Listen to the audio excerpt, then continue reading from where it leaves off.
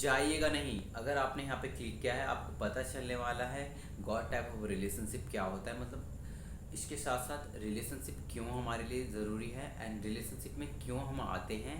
तो यहाँ पे ओवरऑल बाइबल के according and same as well Islamic point of view के अकॉर्डिंग तो दोनों दोनों में सिमिलैरिटीज़ है, वो सिमिलैरिटीज़ को यहाँ पे मैं एक्सप्लेन करूँगा। तो overall the book summary it's all about that कि जब इंसान को फर्स्ट इंसान को बनाया गया विच इज़ एडम को जब बनाया गया उनके साथ साथ उनको जब बनाया गया तो वो जब रह रहे थे वहाँ पे वो अकेले थे। तो वो उनको लोनलीनेस बिकॉज उनके आसपास में कोई था ही नहीं, उनको अकेला सा फील हो रहा था। तो वो उन्होंने गॉड से कहा कि आपने आपने मुझे बनाया तो मेरे पास कोई है नहीं, तो मेरे साथ बात कौन करेगा, डिस्कस कर कौन करेगा, मैं सोलो फील कर रहा हूँ, आई एम फीलिंग अलोन, मैं अकेला फील कर रहा हूँ। तो गॉड सैड कि आप सो जाओ, तो वो सो जाते हैं। तो उन्हीं की एक पसली को निकाल लेते हैं और उसी पसली में एक रूह डाल देते हैं, मतलब एक आत्मा डाल देते हैं और उसको एक फ़ीमेल वर्जन बना दिया जाता है।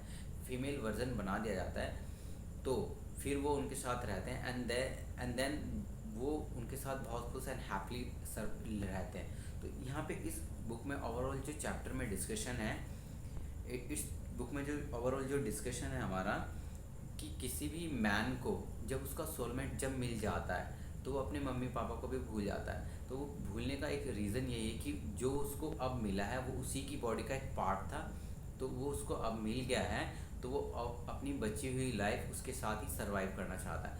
तो overall don't think about worried about that कि आपको कोई आप बिल्कुल सर्च ना करें, ये भी गलत बात है। यहाँ ओवरऑल बुक में जो मैं डिस्कस करने वाला हूँ इस समरी में, आप रिलेशनशिप में अगर आपको पता है आपको रिलेशनशिप में आना है तो आपको बिना बात के कहीं ढूंढने सर्च करो, एवरीथिंग इज़ एक्सेप्टेबल।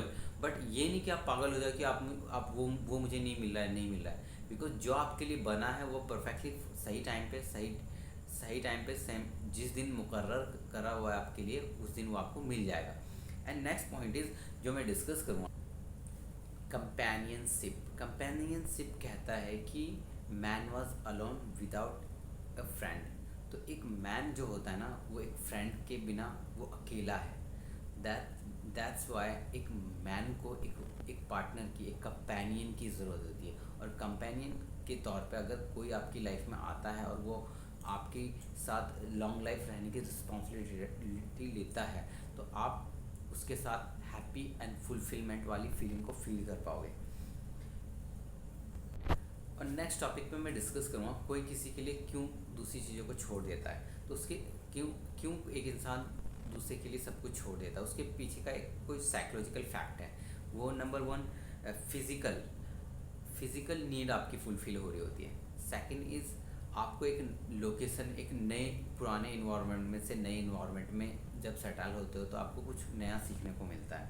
इसके साथ साथ आपकी फाइनेंस में एक बंदा फाइनेंशियली अनस्टेबल होता है तो दूसरा स्टेबल हो जाता है, मतलब फाइनेंस का ओवरऑल एक्सचेंज होता है बिटवीन कपल्स। एंड इसके साथ साथ आपको एक क्लोज फ्रेंड मिल जाता है जो कि फॉर लॉन्ग लाइफ के लिए आपके हर सुख दुख में वो खड़ा रहेगा। इस तरह का फ्रेंड मतलब आपका जो पार्टनर होता है वो आपके लिए एक इतना अच्छा गुड फ्रेंड होता है जो आपको जिसके साथ आप अपनी इंटरनल सारी फीलिंग को आप शेयर कर सकते हो। दैट मीन आपको यही नहीं फील होगा कि वो कोई और इंसान है, आपको लगेगा वो आपकी ही बॉडी का बिकॉज वो आपकी बॉडी का ही एक पार्ट होता है, लेकिन वो आपको पहले नहीं मिला था, अब आपको वो मिला है। दैट्स वाई आप उसके साथ अपने आप को कंप्लीट एंड फुलफिल वाली फीलिंग को फील करते हो। एंड एक सेकंड इसके साथ साथ मैं ये कह सकता हूँ कि एक अपोजिट जेंडर के साथ एक आपको जो अट्रैक्शन होता है ना दैट इज़ आउटस्टैंडिंग। वो एक अगर अलग लेवल का अट्रैक्शन होता है जो आपको सेम जेंडर के साथ कभी फील नहीं होगा। तो एक वो अट्रैक्शन भी होता है उसके साथ साथ। एंड आई विश कि हमने इस चैप्टर में ये सारी चीज़ों को सीखा एंड नेक्स्ट वीडियो में हम कुछ नया जानेंगे। Thanks for watching till here. And अगर आपको इसमें से कुछ डाउट्स लगा हो तो वो अपने डाउट्स को कमेंट कर सकते हैं, और कुछ सीखा हो तो उसके लिए आप थैंक्स। एंड अगेन सब्सक्राइब और चैनल। Bye bye.